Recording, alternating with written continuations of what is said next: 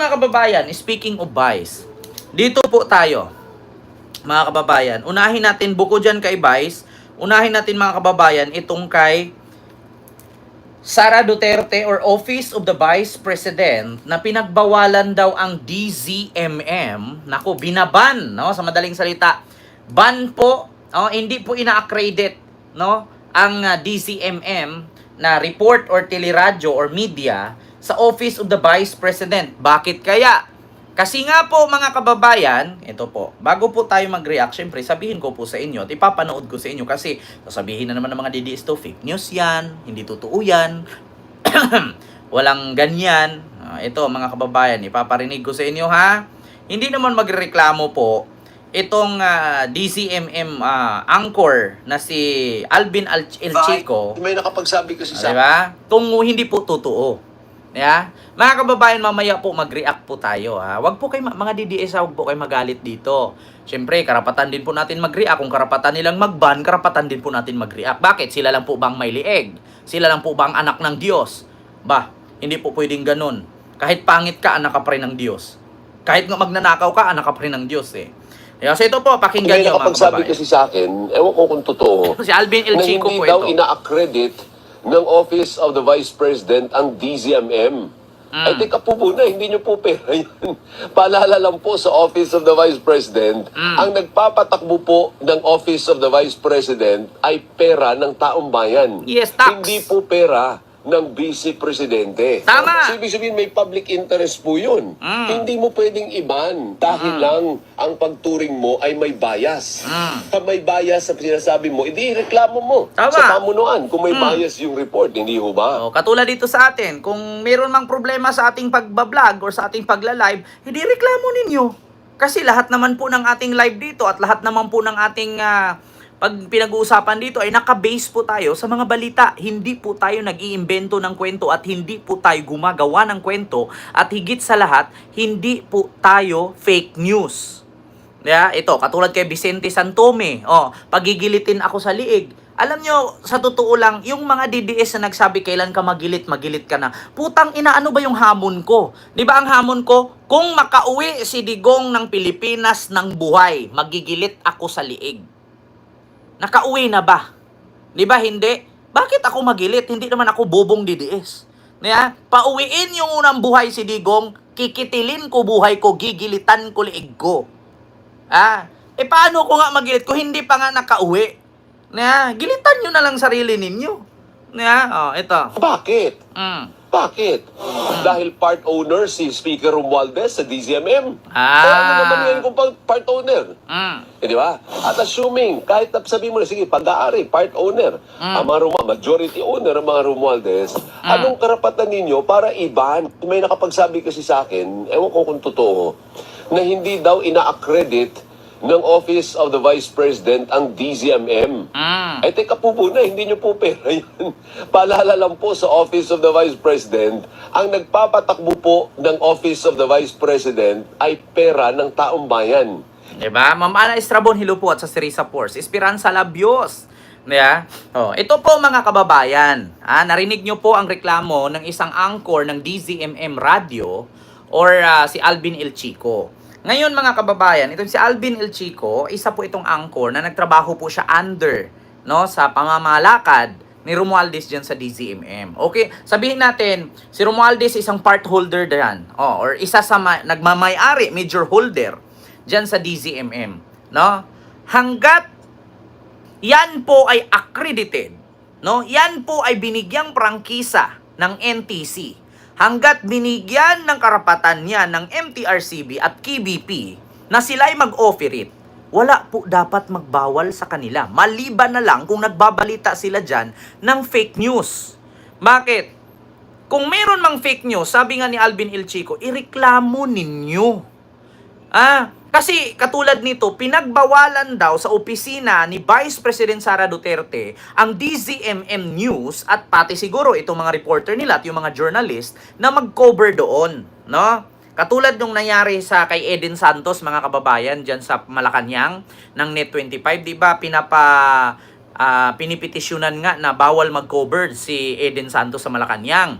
Subalit sapagkat bagamat hindi naman na ituloy kasi nga may kalayaan naman talaga ang media. Kasi nga meron tayong tinatawag na freedom of speech. 'Di ba?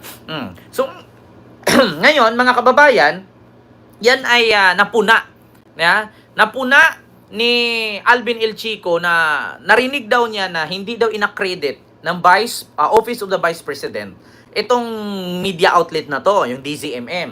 Ngayon, mga kababayan, sa madaling salita, sabi nga ni Alvin El Chico, parang may sariling ano ito, parang tawag dito, personal interest ang nangyayari. Hindi po porket ang may-ari po dyan ay si Romualdez, wag naman po niyang idama yung mga reporter. Di ba? Kasi unat sa poll, mga kababayan, yan pong Office of the Vice President, ang nagpapasahod po dyan, no, ay gobyerno. At ang perang pinasahod ng gobyerno dyan ay galing dito sa mga ito at sa atin, mga taxpayer. So bakit pinagbawalan ni Sara di umano, according dito kay Alvin El Chico, ang DZMM na mag-cover dyan sa Office of the Vice President? Kasi bias daw at pagmamayari ni Martin. Hindi po pagmamayari ni Sara yan, mga kababayan. Hindi po pagmamayari ni Sara Zimmerman Duterte Carpio ang Office of the Vice President. Diba? Ngayon, mga kababayan, dyan pa lang sa ginawa ni Sara, diktador po ang galawan niya. Diktador. Bakit? Bakit siya magdesisyon na wag papasukin yan? Yung mga yan kasi porkit pagmamayari ni Romualdez yan, porkit ganito kay Romualdez yan, diba? So hindi mo na papasukin. Ang problema ngayon, mga kababayan, ang DZMM, pagmamayari ni Romualdez. Anytime kung ayaw ni Romualdez i-covered ang Office of the Vice President, walang magawa si Sara kasi personal at sariling pagmamayari ni Romualdez ang DZMM. Pero magkaiba po, mga kababayan. Ang Office of the Vice President, pagmamayari po ng publiko yan. Pagmamayari po ng gobyerno yan. Saan po ba kumukuha ng pangtustos ang Office of the Vice President para pagpasahod dyan ay sa taong bayan? Wala pong nagmamayari dyan maliban kung ang mga taxpayer na. Sabi ko nga sa inyo, mga kababayan, dito sa ating bansa, wala pong kwenta na ang gobyerno at ang ating korte. Yung ating walang batas dito sa Pilipinas, mga kababayan. Biruin mo, Office of the Vice President, inangkin na ni Sara. Pangalan lang ni Sara Duterte ang nakalagay dyan, pero hindi po siya ang may-ari ng OVP or Office of the Vice President. Di ba? Pangalan mo lang, Vice President ka. Ang lakas ng loob mo na angkinin ang Office of the Vice President at hindi mo papasukin ang DZMM. Kasi pagmamayari ni Romualdez yan. Kasi galit ka kay Romualdez. Pero bakit? Nagtatrabaho ka ba at ng serbisyo ka ba bilang Vice President? Yun ang tanong ngayon, mga kababayan. Kung pinagbawalan di umano or binand, nakaband ang DZMM sa Office of the Vice President, ang lakas naman ng loob ninyo mag-ban. Samantalang tanungin natin ngayon, ang Vice President yun ba nagtatrabaho? Sa isang buwan nga, Diyos ko, swerte na lang kung may isang linggong present yan, yung Vice President ninyo. Di ba? Ang lakas ng loob ninyo magdesisyon na pagbawalan si ganito, pagbawalan si ganyan. Dapat sa publiko yan. Dapat nga, yung bawat lakad mo, bawat paggamot mo, bawat sugat mo, bawat pilay mo, ay pinupubliko mo yan, ipinapaalam mo sa tao yan. Bakit? Anong saysay ng binayad ng taong bayan mula sa kanilang tax or sa aming tax? No? Ang pagbayad ng pang medical fee mo, pang doctor's fee mo, pang allowance fee mo, kung hindi lang din naman malalaman ng tao. Di ba? Dapat nga transparent kayo Sa bagay, yung confidential nga, hindi nyo masabi-sabi. May aasahan pa ba kaming transparent dyan? Di ba? Yung confidential fund yung nga, hindi kayo transparent Ngayon, aasa pa kami ng transparent. So, wala na kaming pakialam kung yung sugat mo sa liig, paano mo pinagamot yan, di ba? Yung pilay mo sa kamay, hindi mo naman pinapublic yan Yung lakad mo nga, hindi namin alam kung ilang araw ka doon. Kasi hindi mo naman pinapublic, ikaw lang. Pinipersonal mo lang. Hindi ka gumagamit ng pera ng bayan. Diyos mio, Marimar, sino ba pinagluloko ninyo? Hindi gumagamit ng pera ng bayan. Pag mga ganyang bagay kasi, mga kababayan, huwag po natin angkinin. No? Katulad dyan sa Davao, hindi porkit kayo yung namuno dyan, kayo yung mayor, kayo yung vice mayor, kayo yung congressman, ay sa inyo na yung Davao. Tandaan ninyo, pangalan nyo lang dyan, pero hindi nyo pagmamay-ari yan. Di ba? Pangalan nyo lang, posisyon, ang meron kayo. Pero sa ngalan ng pagmamay-ari nyo, hindi po pagmamay-ari ninyo yan. Di ba? Katulad dito ngayon, DCMM, sabi ni Alvin El Chico, nakaban daw sa Office of the Vice President or hindi daw ina-accredit ng OBP itong DCMM. Kasi nga, bakit? Dahil ba pagmamay-ari ni Romualdez? Dahil ba si Romualdez ang owner? Dahil ba bias ang DCMM? Bias ang ABS-CBN? Ganun ba? Kaya hindi nyo ina-accredit, hindi nyo pinapayagan na mag-cover sila dyan? Binaban ninyo? Bakit? Pagmamay-ari nyo ba yan? Aba, iba na pala ngayon mga kababayan. O kung ako pala, tatakbo akong barangay chairman dyan sa City of Maynila. So ako na pala ang may-ari nung barangay na yun kasi ako yung chairman. Aba, parang hindi naman po siguro maganda yung ganon. Parang hindi naman po siguro magandang pakinggan. Manungkulan, kaya nga tinatawag kang public servant, no? Magserbisyo ka sa tao. Kasi tao ang nagpapasahod sa'yo. Pero yung pagmamay-ari ng gobyerno, ay ang publiko, lahat ng buong Pilipinas nagmamay-ari niyan. Hindi dapat angkinin ninyo ng kayo-kayo lang. Tama naman, sabi ni Alvin El Chico. Tignan nyo, May nakapagsabi kasi sa akin, ewan ko kung totoo, na hindi daw ina-accredit ng Office of the Vice President ang DZMM. Ay, teka po muna, hindi nyo po pera yan. Paalala lang po sa Office of the Vice President, ang nagpapatakbo po ng Office of the Vice President taong bayan. ay pera ng taong bayan. Hindi po pera ng Vice Presidente. Diba? Kahit nga sabihin natin pera niya yan eh. Ang problema, nagtrabaho ba siya? Lakas ng loob naman niya magdesisyon kung sakaling totoo man yan. Diba? Sabihin, may public interest po yun. Hindi mo pwedeng iban dahil lang ang pagturing mo ay may bias. Pag may bias sa sinasabi mo, hindi reklamo mo sa pamunuan kung may bias yung report, hindi ho ba? Actually, mga kababayan, hindi na po bago sa atin yan. Kasi nga yung ABS-CBN nga pinasara ni Digong ng tatay ni Sara eh. Bakit? Alam nyo ang rason kung bakit ipinasara ni Digong ang ABS-CBN? Hindi po yun sa ngalan na hindi sila nakapagbayad ng tax. Nakapagbayad po no simula nung siningil nila, bayad na po ang ABS-CBN. Bakit nga ba tinuloy pa rin ni Digong at hindi niya binigyan ng prangkesa? Kasi pinag-inita ni Kibuloy si Vice Ganda. Kaya, si Kibuloy kasi mga kababayan, yan yung generator ni Digong. Pag nag-blackout ang Pilipinas, pag nag-blackout ang president, meron pa siyang pang-generate si Kibuloy. Kaya kung naalala ninyo noon mga kababayan na hinamo ni Vice Ganda si Kibuloy, pakayabang mo pala eh. Sige nga, ipahinto mo nga ang probinsyano. Kasi pakayabang mo, pinahinto mo yung lindol. Ano sabi ni Kibuloy? Antay-antay ka lang, Vice. Kailan mo gusto? Next month? Second month? Third month? Mula ngayon? Antay ka lang, Vice. O baka pati yung network mo, mawala yan. Bakit nasabi ni Kibuloy ganun yon? Kasi nga malakas siya kay Digong. Ngayon mga kababayan, pinag-inita ni Digong yung tax na nakabinbin, yung na-pending na tax ng ABS-CBN na hindi agad-agad na bayaran. Kasi nga malaki nga naman. So ngayon mga kababayan, syempre, inunti-unting bayaran, hindi binuo. Ngayon nung nabayaran na ng buo, okay na ang lahat-lahat. Anong sabi ni Digong? Ipagbenta nyo na lang yan. Kahit anong gawin ninyo, ipagbenta nyo yan, kaya pasara ko talaga yan. Bininta. O nabili ni Bilyar.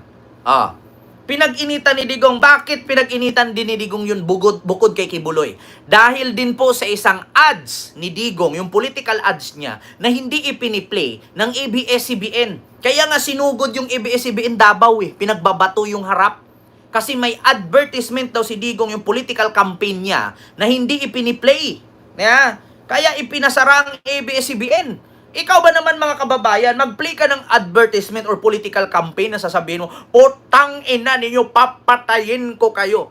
Bawal po yun. Kung iplini po yun ng ABS-CBN at kahit sabihin mong 1 billion ang binayad doon para ma-ere ng ABS-CBN, patay ang ABS-CBN ng MTRCB. Bakit? Malaking network yan. Nakaabang ang MTRCB dyan, ang KBP at kung ano pa.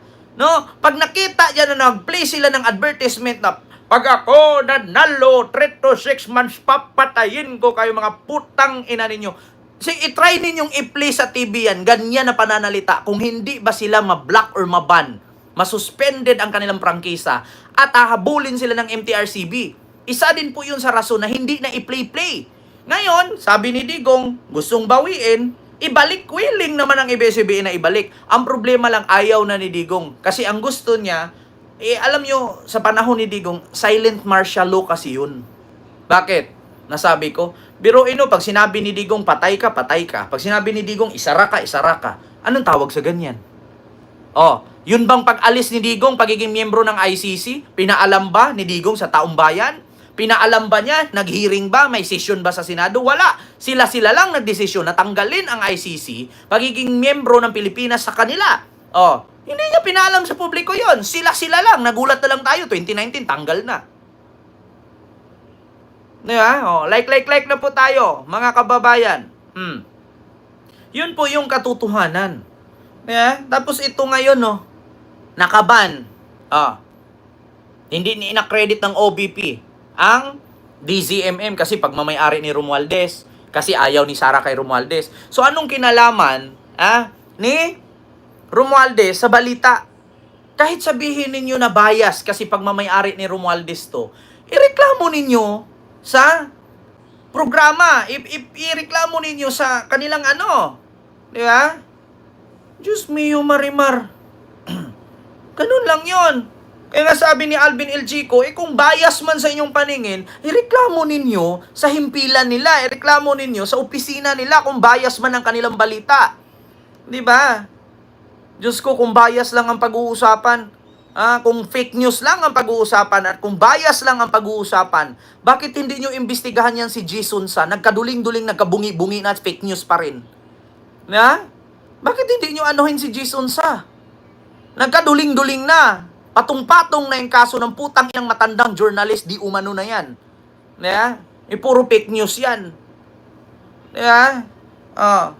Tapos yung ABS-CBN, kumpleto prangkisa, merong mga rehistro, merong mga papilis, andyan pa nga ini 25, andyan yung SMNI, puro bias din yan. Sino bang tinitira ng SMNI? Si PBBM. Ba't hindi nyo ipinaano yan? Kasi bakit? Pabor sa inyo? Kapag pagmamayari ng kaaway ninyo, bawal na. Hindi nyo naman pagmamayari yung OBP. Di ba? Sir Elijah. So yun lang po mga kababayan. Yung ating komento dyan patungkol sa di umano na pinag-uusapan ngayon. Mga kababayan na trending itong DZMM, pinagbawalan daw ng Office of the Vice President. Naku, sasabihin na naman ito ng OBP. Hindi po totoo yan. Wala pong ganyan. Ganyan naman sila Kapag nabisto, kapag nabuko, wala pong ganyan. Hindi po totoo yan. Hindi po kami ganun. Tapos, statement na naman. Magpalabas ng statement. Kininam. Gilan nyo kami. Alam namin yung mga estilo nyo, mahilig kayong mag-twist ng balita. So ito, sunod, mga kababayan.